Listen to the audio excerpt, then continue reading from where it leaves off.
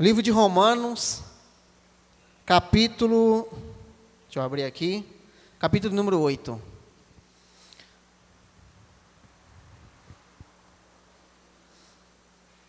O Jones falou uma coisa aqui que foi bem interessante e muito importante no que ele falou a respeito.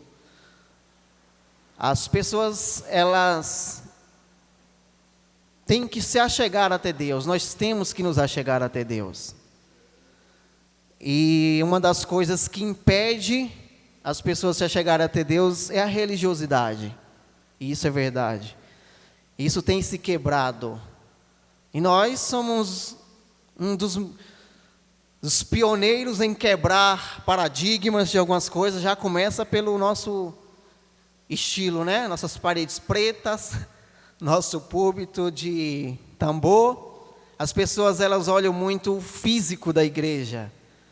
E ela se esquece de que o centro da igreja é Jesus. E às vezes nós somos tão egoístas que a gente acha que só nós temos que se achegar até Jesus, aquela pessoa que... entenda o que eu quero dizer aqui. Talvez eu não esteja sabendo classificar aqui direitinho como que é, mas eu vou explicar para você. Tem pessoas que acham que o pecado do outro irmão é mais grave do que o seu pecado. E que você é digno de se chegar até Jesus, mas o teu irmão não, porque o pecado do teu irmão é maior do que o seu. E a gente esquece que ele disse, vinde a mim. Ele não disse os santos, os menos pecadores, os que pecam pouco. Não, ele disse, vinde a mim. E isso é maravilhoso. Todos encontraram Romanos capítulo 8? Vá lá até o versículo de número 26. Deixa eu tirar um papelzinho que eu fiz as anotações aqui. Diz assim: do mesmo modo também o Espírito nos ajuda na fraqueza, porque não sabemos o que havemos de pedir como convém, mas o Espírito mesmo intercede por nós com gemidos inexprimíveis. E aquele que esquadrinha os corações sabe qual é a intenção do Espírito, que ele, segundo a vontade de Deus, intercede pelos santos. E sabemos que todas as coisas ocorrem ou cooperam para o bem daqueles que amam a Deus, aqueles que são chamados segundo o seu propósito. Porque os que dantes conhecem, também os predestinou para serem conforme a imagem de seu Filho, a fim de que ele seja o primogênito entre muitos irmãos.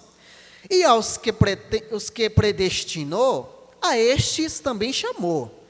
E aos que chamou, a estes também justificou. E aos que justificou, a estes também glorificou. Amém? Curve a sua cabeça. Obrigado, Tony. Por alguns instantes, nós vamos fazer uma breve oração, bem rápido. Senhor, em nome de Jesus Cristo de Nazaré, ó Deus, nós nos colocamos diante de Ti, diante da Tua palavra, diante da Tua presença. Pai, eu quero, Senhor, me desfazer de tudo aquilo que possa, ó Deus, atrapalhar o Teu trabalhar nessa noite. Eu quero me colocar diante de Ti, Senhor, como um instrumento em Tuas mãos. E Te peço, Pai, que da minha boca saia apenas a Tua palavra, a verdadeira palavra que não é minha, Senhor. Que a Tua igreja receba, Senhor, esta palavra como uma semente plantada em uma terra fértil que produz muitos frutos. Planta no coração dos Teus filhos a Tua palavra nessa noite. E que o diabo não venha arrancar e nem desviar a atenção dos Teus servos. Que eles possam compreender que a partir de agora não sou eu, mas sim o Teu Espírito Santo que fala com cada um de vós. Em nome de Jesus. Amém. Amém? Eu escrevi, normalmente quando eu ministro aqui, eu não intitulo a palavra. O Carlinhos às vezes manda mensagem, como que eu ponho o título lá na edição do YouTube, né? E aí depois é que eu passo para ele. Mas essa eu já trouxe com um título pronto. Pena que ele não veio gravar hoje, né? Mas vocês estão aqui para ouvir. E o título que eu coloquei aqui era Entendendo os Planos de Deus. E nós vamos falar aqui também de alguns assuntos que não tem nada a ver com a Bíblia, para a gente poder entender o plano de Deus. Nos tempos de hoje, que nós vivemos, as editoras, elas publicam todo tipo de livros que vocês imaginarem. Mas uns dos mais publicados hoje são sobre autoajuda e enriquecimento rápido. São os que mais vendem. E eu, particularmente, eu gosto muito de autoajuda. Não tenho nada contra a autoajuda. Enriquecimento rápido, eu não tenho conseguido, apesar de ler algumas coisas. Não estou conseguindo, não. Mas isso aí faz parte. Mas o que acontece? E os livros de autoajuda, o que ele diz? Olha, dentro de você aí tem uma pessoa forte que você não conhece. Dentro de você tem um gigante enorme. Por trás dessa pessoa tímida que você existe um potencial enorme dentro de você. E a gente começa a ler e diz, é mesmo. Outro dia eu estava lendo um livro, e esse livro até é um livro espírita, eu não me recordo agora o título do livro, mas é muito bom mesmo.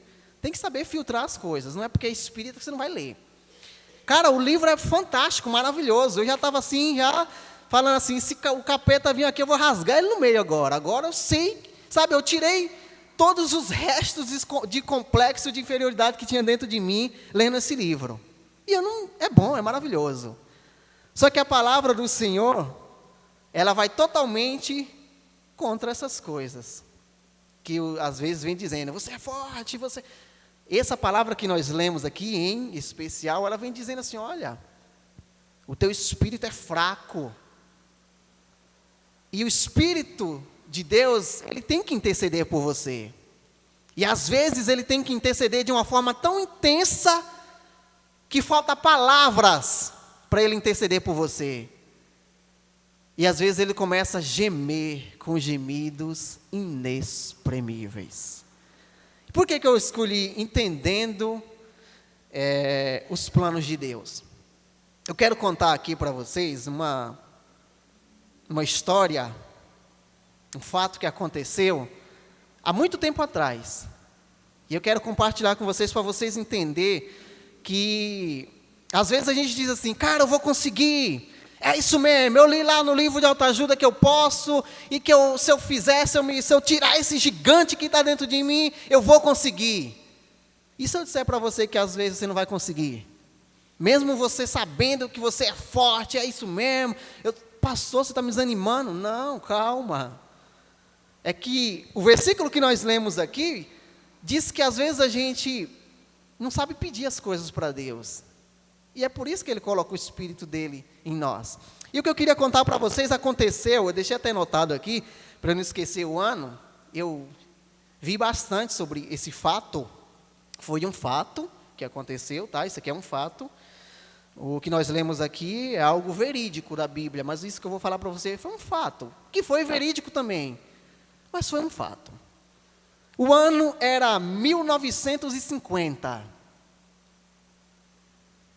Acho que nenhum de vocês aqui eram nascidos em 1950. Quem aqui nasceu, não vou perguntar não, deixa quieto, vai. A ninguém. O seu Albino, tá vendo? Eu não queria 1950, seu Albino, então talvez o seu Albino vai saber dessa história. O ano era 1950. O Brasil, depois da isso tinha se acabado, né? Era período pós-guerra, Segunda Guerra Mundial.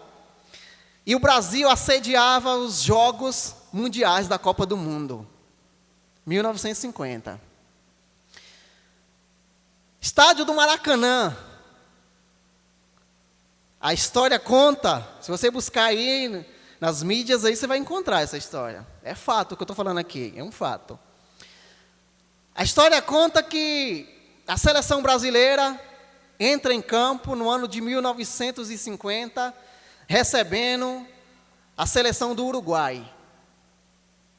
E o Brasil, esse ano, 1950, o Brasil vinha destruindo tudo, cara.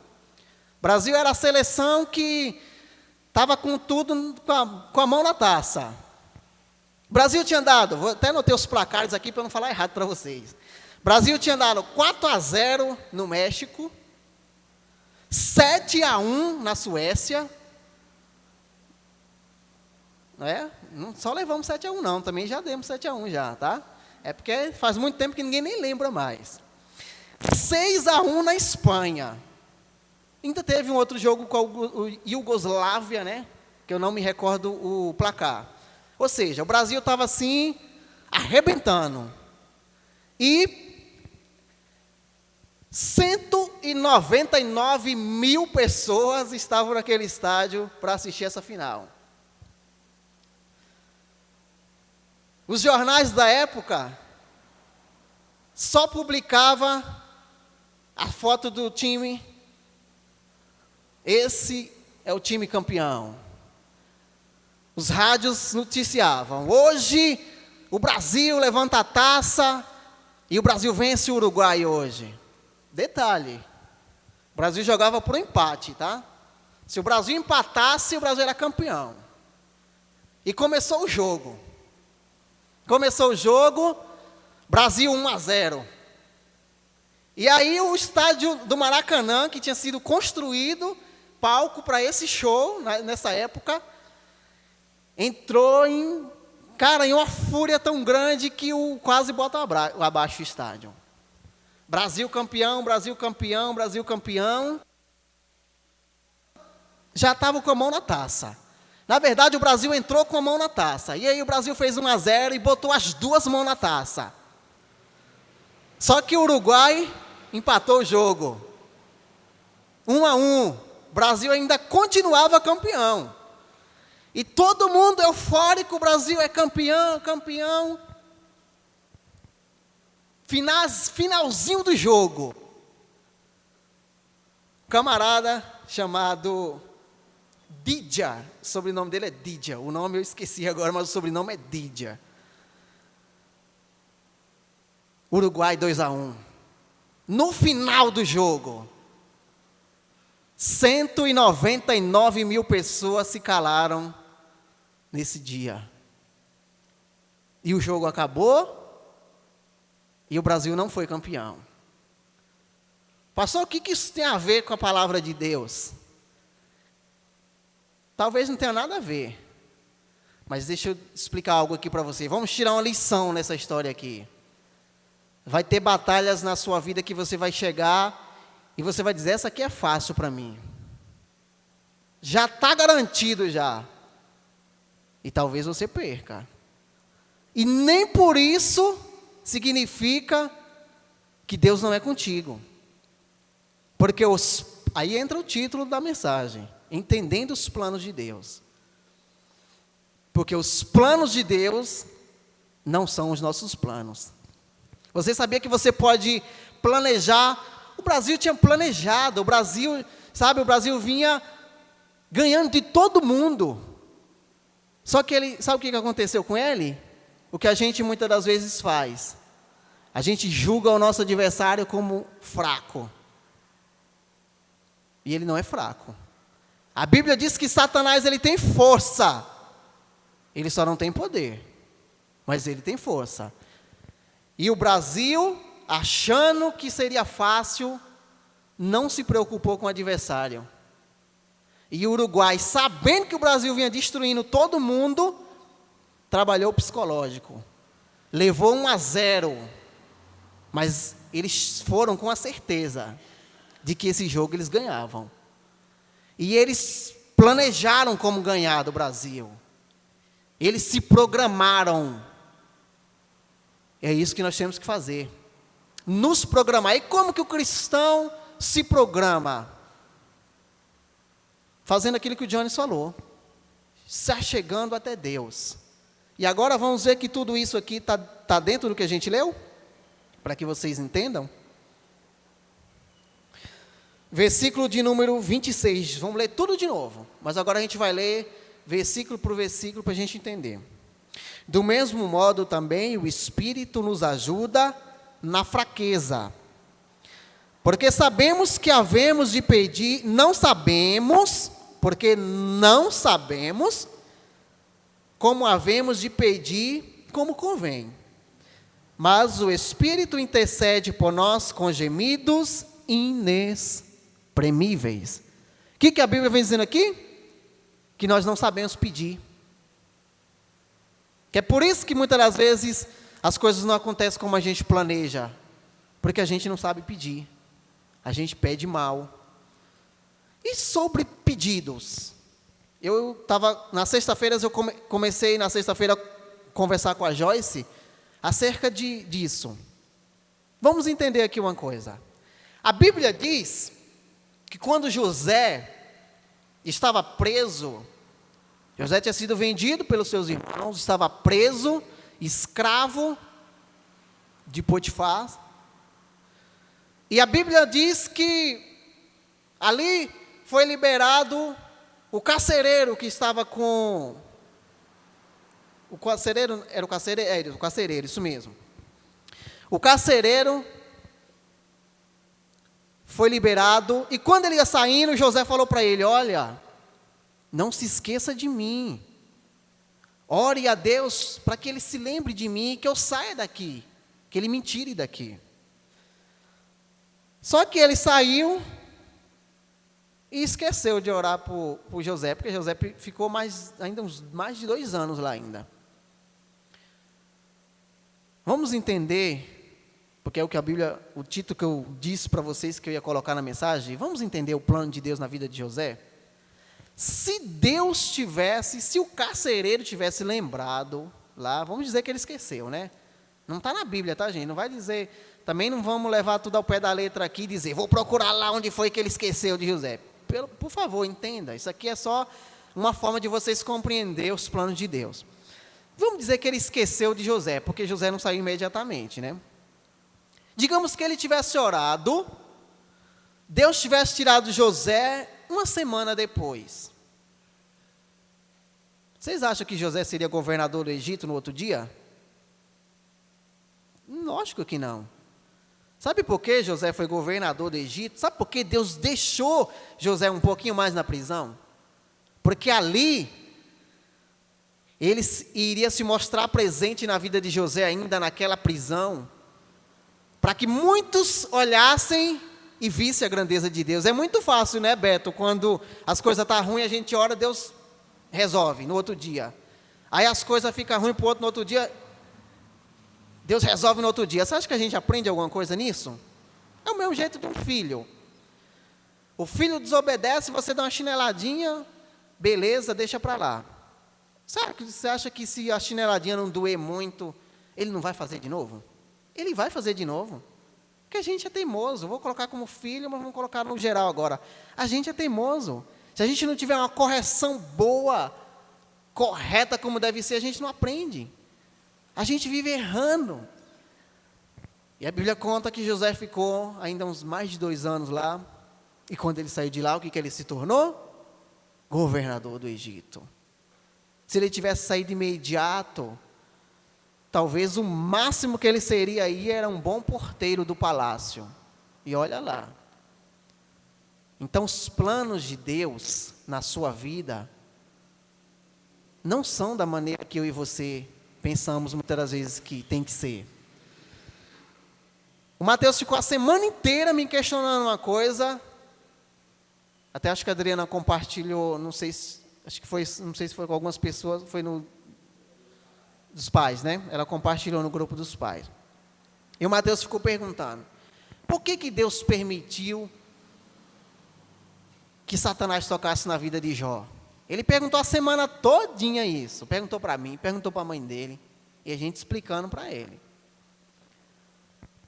A gente tem que entender, pessoas boas, pessoas cristãs, elas estão sujeitas a acontecer qualquer coisa ruim com ela. E isso não quer dizer que Deus não é na vida dela. Nem sempre Deus ele vai te proteger de tudo que é ruim.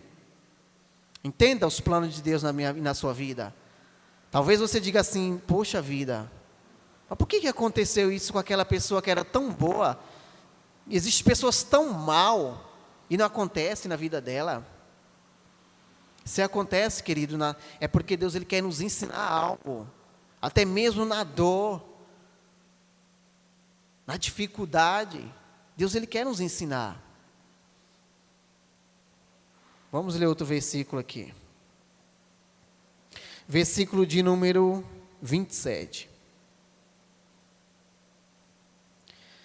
E aquele que esquadrinha os corações, sabe qual é a intenção do Espírito, que ele, segundo a vontade de Deus, intercede pelos santos. Então, Deus ele sabe tudo que está para acontecer em nossa vida. E foi por isso que ele deixou o Espírito Santo dele conosco. Porque uma coisa é você passar uma dificuldade sozinho. Outra coisa é você passar e você ter certeza de que Deus está olhando para você, mesmo com todas essas dificuldades. É diferente. Eu até tinha notado algo sobre esse versículo que eu queria comentar. Deixa eu ver se eu encontro aqui, 27. Ele intercede com eficiência. Quando a Bíblia vem falando sobre essa intercessão com nós, com gemidos inexprimíveis, o Espírito Santo de Deus intercede em nossa vida com eficiência. A intercessão dele produz algo em nós.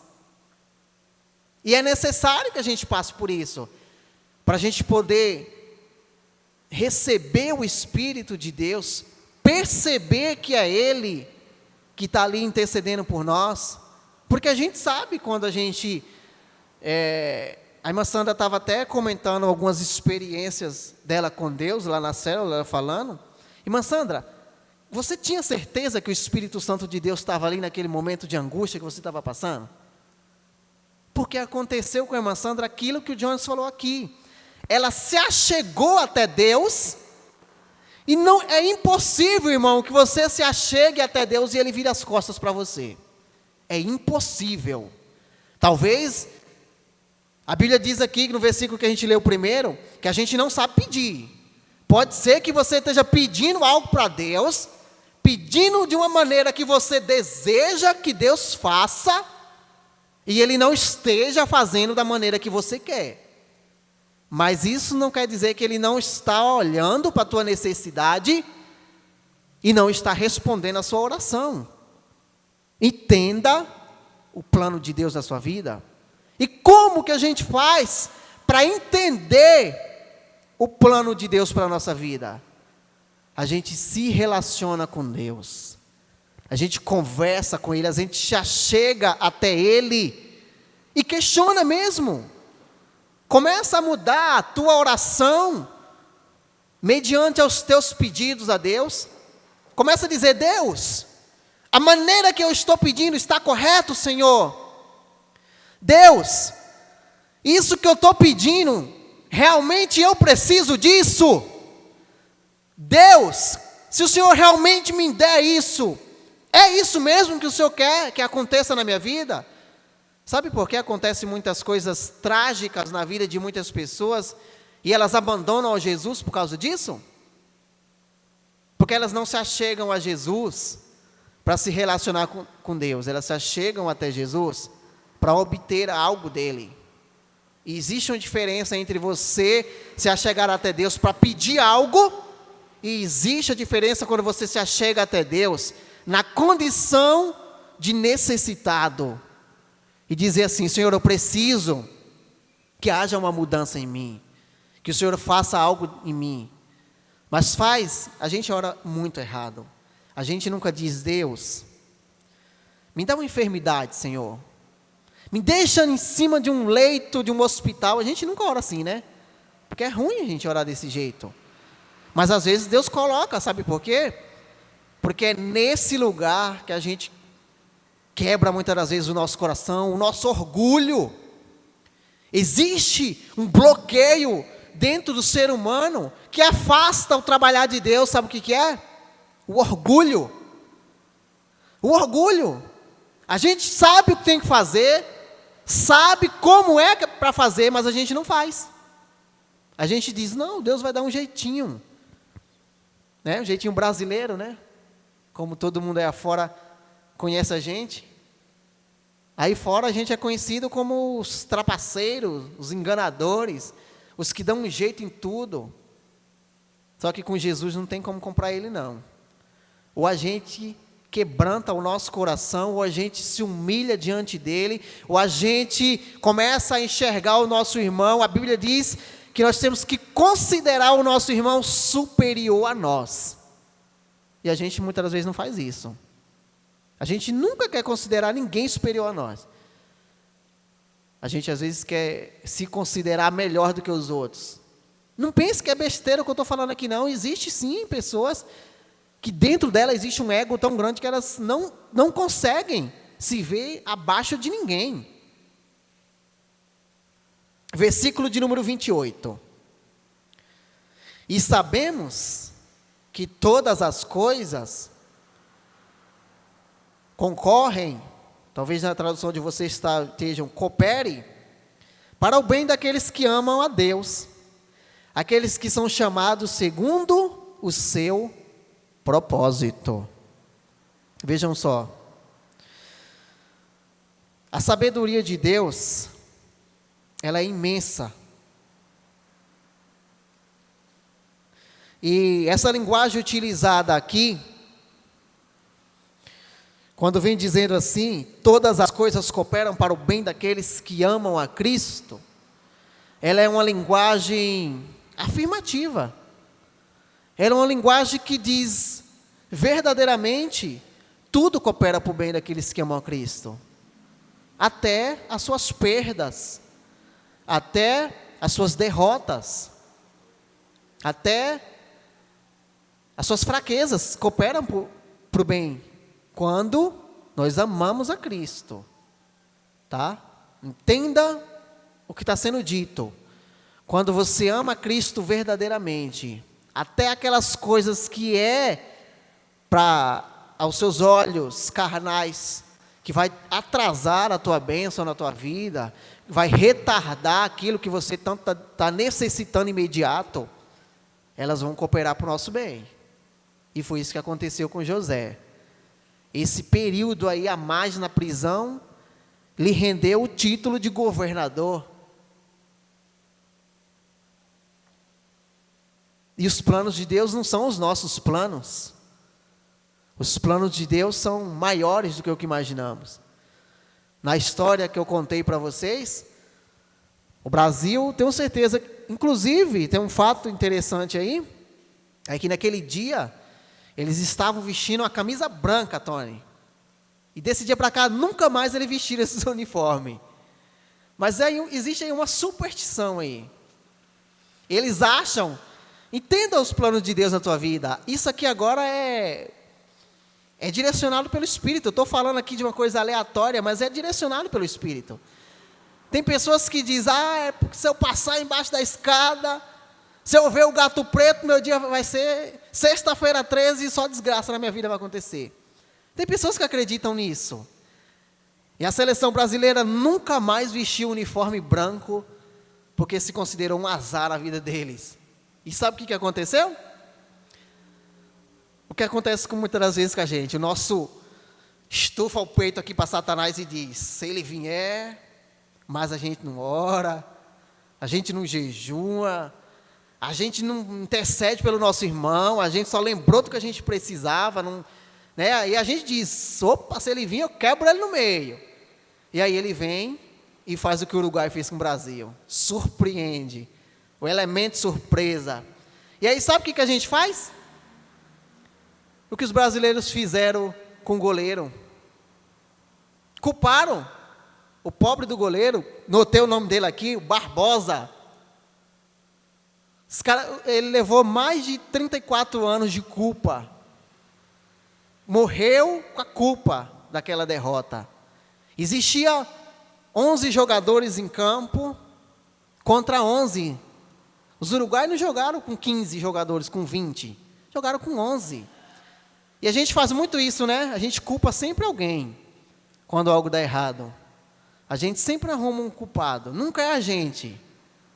Tem que culpar alguém, porque se não culpar alguém, o nosso ego, ele não é preenchido. Para de culpar os outros pelas suas derrotas. Para de culpar os outros pelos seus fracassos. Sabe quem faz isso? As pessoas que viram as costas para Jesus. As pessoas que abandonam a igreja e saem falando mal da igreja, dizendo, saí da igreja por causa do pastor, por causa da irmã, do ciclo de oração, que nem isso aqui nós temos, ainda bem, que ninguém vai sair daqui por causa do ciclo de oração. Não tem a oração, mas não é um ciclo, a gente fala um ciclo só na hora, mas não é intitulado. Vem para a oração quem precisa, quem quer, quem pode, quem mora perto. E a gente fica arrumando desculpa para não assumir as nossas fraquezas, não dizer assim, não, eu queria mesmo ir para o mundo e não estava nem aí. Não, o culpado foi o pastor que pregou uma mensagem dura, falou que eu não queria ouvir. Precisava, mas ela não queria ouvir, entendeu? Às vezes é assim que acontece.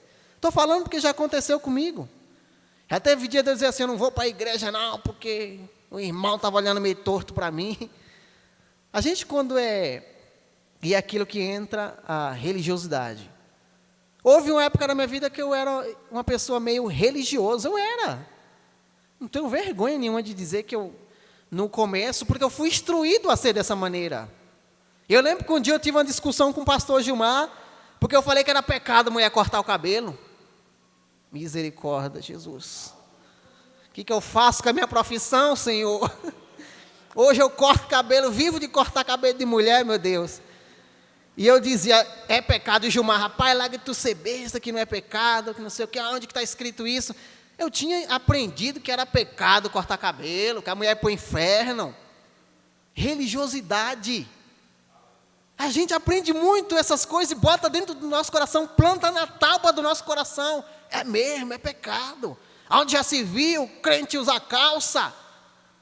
Eu tinha uma chefe que ela era da Deus e Amor, nada contra a Deus e Amor, pelo amor de Deus, se tiver alguém da Deus e Amor aqui, amo nossos irmãos da Deus e Amor, mas a nossa chefe era a Isabel, e a Isabel ela usava rolon sem cheiro, porque era pecado se fosse com cheiro, né? A blusa dela era aqui, ó, e aí eu falei para ela que eu cortava cabelo, ela, irmão, para com isso em nome de Jesus, irmão, não pode cortar cabelo. Eu falava, Isabel, o que é isso, mulher?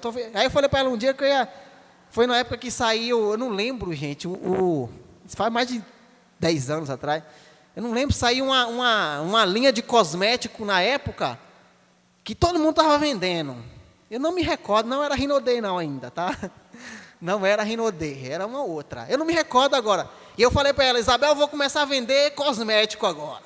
Vender uns perfumes, uns batom, misericórdia. Batom, para pombagira usar. Então, irmãos, a gente é ensinado, às vezes, muitas das vezes, errado. E aí, a gente não se achega até Deus e fica comendo um monte de lixo que bota na nossa mente, dizendo, não, isso aqui você não pode fazer, isso aqui. Religiosidade. E eu era assim, eu discuti, eu briguei com o Gilmar, falei, não, cara, é pecado, você é doido. Eu fiquei 3 meses de banco porque eu estava de bermuda, imagina se eu cortar o cabelo da mulher. O pastor me viu indo para o serviço de bermuda, misericórdia, quando chegou na igreja, me chamou, 3 meses sentado no banco. Não pode sentar com a mocidade não, que você está impuro, porque estava de bermuda. Querido, a gente... Graças a Deus que hoje o Evangelho está, as pessoas estão compreendendo verdadeiramente o que é o sentido de servir a Deus. Servir a Deus, meu querido, é se apresentar a Ele, é dizer, Senhor, eu estou aqui, Pode bater sem dó. Se eu tiver que aprender, vem de voadora em mim. Mas me muda, Senhor, me transforma. Tira o egoísmo de dentro de mim. Faz comigo o que o Senhor fez com aquele vaso. Quebrou e fez outro. A gente tem que começar a orar assim, pedindo para que Deus... A Bíblia diz, nós lemos aqui. A gente não sabe pedir. E aí o Espírito Santo tem que ter um trabalho imenso para enfiar na cabeça da gente como que a gente pede. E ele chora. E a gente decepciona ele. A Bíblia diz que tem hora que a gente faz tanta besteira que o Espírito Santo ele chora tão sentido por nós que lhe falta palavras. E ele começa a gemer com gemidos inexprimíveis. Você consegue medir a tamanha dor que a gente causa todos os dias ao Espírito Santo de Deus? A gente tem que parar de achar que a gente é melhor do que os outros, de que a gente é mais digno do que o outro, de que a gente é mais merecedor do que os outros. A gente precisa aprender muito de Deus. Muito. Sabe o que falta em nós? Conhecimento. É por isso que a palavra do Senhor diz: o meu povo perecem por falta de conhecimento. Gente, eu estou demorando um pouquinho, que eu estou lendo nessa versão aqui, que é uma versão muito boa. Eu gosto dessa Almeida corrigida, mas essa daqui tem uma linguagem que eu compreendo assim a palavra de Deus tremendamente. Eu vou ler o versículo de número 29. Porque os que dantes conheceu também, os predestinou para serem conforme a imagem do Filho de Deus, a fim de que ele seja o primogênito entre muitos irmãos. Olha o que o apóstolo Paulo está tentando dizer para a gente aqui através desse versículo. Porque os que dantes conheceu, também o predestinou para serem conforme a imagem do Filho de Deus. Então, queridos, nós somos feitos, o que esse versículo quer dizer? Nós somos feitos uma cópia do Filho de Deus. E o que o Filho de Deus fez aqui na terra? Chegou, ganhou tudo que ele, ganhou todas as partidas de futebol que ele jogou. Não. Jesus perdeu em muitas coisas. Porém, ele nunca pecou. Ele foi acusado de ser mentiroso, fascista. Ele foi acusado de ser enganador. Jesus só recebeu méritos negativos. E olha que ele era muito positivo, hein? E ele andava segundo a vontade de Deus. Imagina eu e você. Quantas vezes nós não somos crucificados pelas pessoas que olham para a gente e julgam a gente? Mas ele disse assim: olha, Fabrícia, você é uma cópia de Jesus. Danilo, você foi feito uma cópia de Jesus. Tony, você foi feito uma cópia. Seu Albino, você é uma cópia de Jesus. E o que uma cópia faz? Copia. E o que alguém copia? Imita. Ele vem dizendo aqui: porque os que dantes conheceu, também o predestinou para serem conforme a imagem do Filho de Deus. Você foi feito para ser a imagem do Filho de Deus. Você mesmo. Feinho assim que nem você é. Brincadeira, estou falando de mim, tá? A gente se acha, feinho assim como nós somos. Nós somos cópia de Jesus, querido. Nós somos cópia de Jesus. Talvez a sociedade olhe para você e não veja. Mas você é uma cópia de Jesus. Talvez o que falte em nós é copiar o que Jesus fazia. Mas nós somos feitos para isso. Nós somos cópia de Jesus.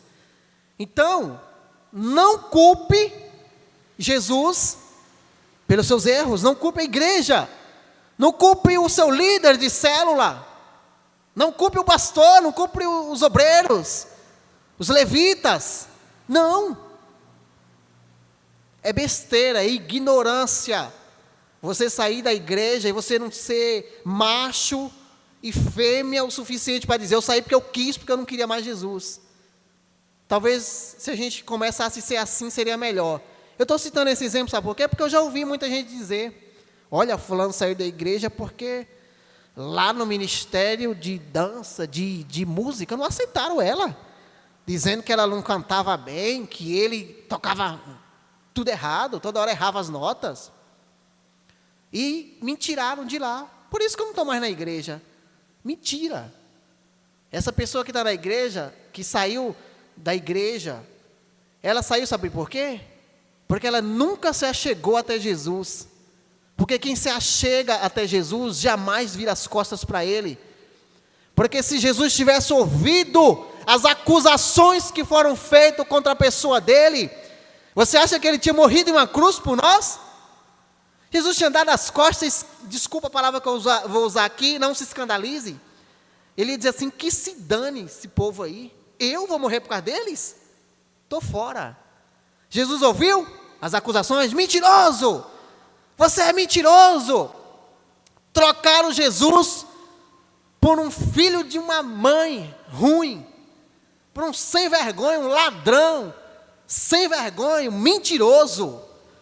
E aqueles que Jesus andava com Jesus, que pediam uns sinais e Jesus dava, que pediam uma cura e Jesus dava, que pediam um milagre e Jesus dava, e os caras viraram as costas para Jesus e negaram a Jesus. E Jesus fez o quê? Crucificou eles no lugar dele? Não. Para de ficar inventando desculpa para não estar na presença do Senhor. Não importa a dificuldade que você vai passar, não importa as acusações que vão te fazer por causa disso. Você é a imagem de Deus. A Bíblia diz, nós lemos, não sou eu que estou inventando para você ficar na igreja. Se você não quiser permanecer na igreja, eu não tenho nada a ver com isso. O teu compromisso com Deus não tem nada a ver comigo. Não tem nada a ver, ainda que eu chegue aqui e comece a falar umas coisas que não tem nada a ver, e você diga assim, olha, o pastor Marquinhos está meio fora da Bíblia. Quem vai pagar é eu, se eu começar a andar fora da Bíblia, se eu começar a pregar fora da Bíblia. Sou eu que vou dar conta. Agora a gente fica arrumando muita desculpa. A seleção brasileira inteira culparam o goleiro por causa da derrota, porque eles não queriam assumir que o time inteiro não se uniu, que o time inteiro não se preparou para aquela partida. E aí qual foi a melhor forma de escapar? Vamos botar a culpa no goleiro. Foi ele que tomou os 2 gols. É fácil, né? A gente botar a culpa em alguém, pelos nossos erros, né? Fica fácil, cara. Você anda sem culpa nenhuma. Mas dentro de você, talvez você engane um monte de gente aí, dizendo que você se safou aí. Mas dentro de você sempre vai existir um peso. Enquanto você não se achegar até Jesus e dizer, olha, eu errei. Eu preciso mudar, Senhor.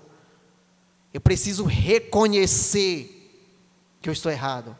Enquanto a gente não fizer isso, não estou aqui apontando ninguém não, estou falando da gente. E eu também, tá? Eu me enquadro aí em tudo isso que eu estou falando. Não pense aqui que eu estou tentando escapar das minhas falhas, já errei demais.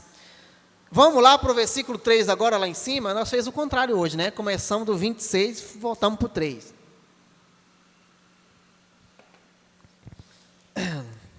Versículo 3, do mesmo capítulo aí de Romanos 8, diz assim: porquanto o que era impossível à lei, visto que se achava fraco pela carne, Deus enviou o seu próprio Filho em semelhança de carne do pecado. E por causa do pecado, a carne condenou o pecado. Olha o que a Bíblia vem dizendo aqui, ó.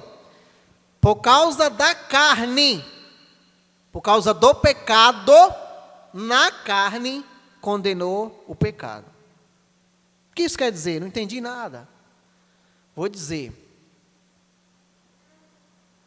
Quando a gente anda segundo a vontade da carne, a gente só vai fazer as coisas que vão caminhar para o pecado. Quem anda segundo o Espírito de Deus, só vai fazer as coisas que caminham para o Espírito de Deus. E Jesus? Jesus podia ter pecado aqui, né? Há uma contradição aqui nesse versículo. A Bíblia vem dizendo que ele veio em carne. Era para Jesus ter pecado. Por que ele não pecou? Se todo mundo quer carne e peca, por que Jesus não pecou? E aí tem um segredo. Jesus veio para que nós compreendamos que é necessário andar no Espírito. Jesus fez todas as coisas que um homem podia fazer nessa terra. Ele só não fez uma. Não andou segundo a carne e não pecou. Então, quando a gente anda segundo o Espírito, a nossa tendência é identificar o que é pecado.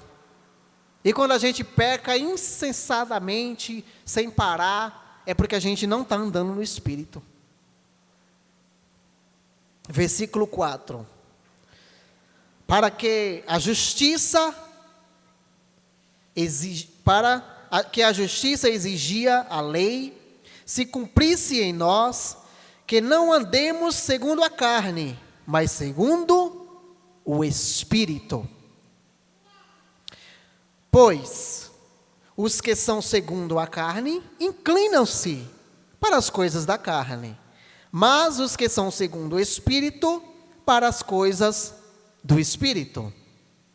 Então, quando a pessoa resolve deixar Jesus, não quero mais, não é culpa do líder, do obreiro, do irmão, da irmã, da criança. Não. É porque a gente se atenta às coisas da carne e esquece as coisas do Espírito. E a tendência é essa. Atentou-se às coisas da carne, só vai fazer as coisas da carne. Atentou-se para as coisas do Espírito, só vai fazer as coisas do Espírito. Quem é o culpado? Quem anda segundo a carne. Não é o irmão, a irmã, o pai, a mãe que proíbe você de ir para a igreja, o marido que não deixa a correta a mulher em casa e diz que você não vai, a mulher que diz para o marido, queimada, aqui sou eu, você não vai. Não. Se você inclina para as coisas da carne, só vai acontecer coisas da carne. Estou encerrando, tá, gente? Daqui a pouco a gente já vai orar. Versículo 7. Porquanto a inclinação da carne é inimizade com Deus. Vamos dar uma pausa aqui, depois a gente continua o versículo. O que o versículo está dizendo aqui? Briga com Deus, cara. É você arrumar treta com Deus. É isso que a Bíblia está dizendo. Aqui, ó. Vamos ler para dizer que é eu que estou inventando aqui? Para a inclinação da carne é inimizade com Deus. O que é inimizade? É briga, confusão, arrumar treta mesmo, tretar com Deus, bater de frente, dizer que você está errado, eu que devo ir por aqui mesmo, esse caminho aqui que eu estou indo está certo. É isso. Inclinar-se para as coisas da carne é brigar com Deus. É debater com Deus e dizer, Deus, você está errado e eu estou certo. Perdeu sua razão aí, Jesus, eu estou certo. Isso. É isso que a Bíblia diz aqui. Parte B aí do versículo 7, depois da vírgula aí. Pois não é justo, não é justa a lei de Deus, nem em verdade o pode ser. E os que estão na carne não podem agradar a Deus. Vós, porém, não estáis na carne, mas no Espírito, se é que o Espírito de Deus habita em vós.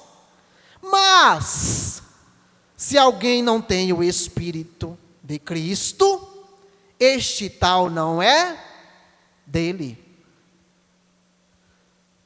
A Bíblia não dá nenhuma restrição aqui para você chegar até Deus. A Bíblia não diz, olha, você tem que derrubar a barreira tal para chegar até Deus. Olha, você tem que marcar horário para estar com Deus. Olha, a agenda de Deus é muito cheia. Você tem que pedir aí pelo menos 3 anos antes aí, para ver se você consegue, né? A presença de Deus não é órgão público não, que a gente tem que ficar esperando aí 2 anos, 3 anos. Eu lembro que a gente foi tentar quando meu pai estava doente, a gente foi solicitar uma cama hospitalar para o meu pai.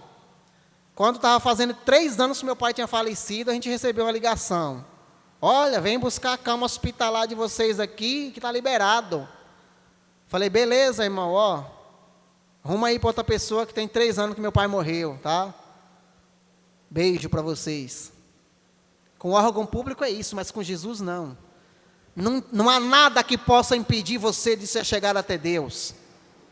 Nada. O nosso acesso a Deus é livre.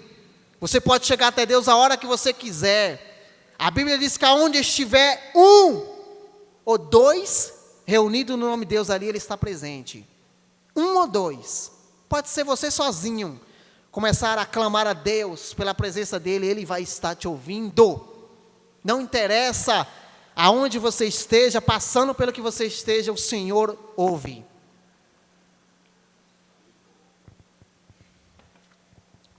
Se coloque de pé em nome de Jesus. Espero muito que você tenha compreendido a palavra de Deus. Espero muito que vocês tenham entendido, que eu possa ter transmitido de uma maneira transparente para vocês. Mas é isso, gente.